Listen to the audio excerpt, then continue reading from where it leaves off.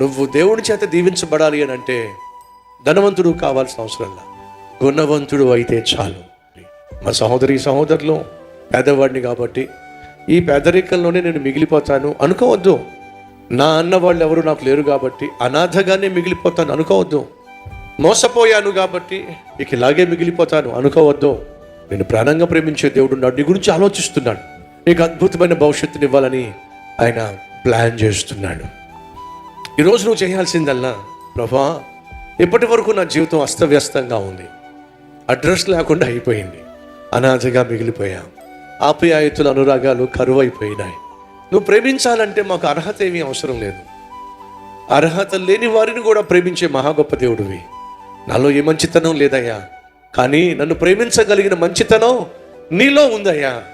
కాబట్టి నన్ను అంగీకరించాయ్యా, నా జీవితాన్ని బాగు చేయ్యా, చేరుకోవాల్సిన గమ్యానికి గురికి నన్ను చేర్చాయ్యా. నువ్వు తప్ప నాకెవరూ లేరయ్యా. నాకు కావాల్సింది అందం కాకపోవచ్చు, ధనము లేకపోవచ్చు, అయ్యా నువ్వు మెచ్చే గుణము నాకు దయచే ప్రభువా. ప్రార్థన చేద్దాం, రెండు చేతులు పైకెట్టి.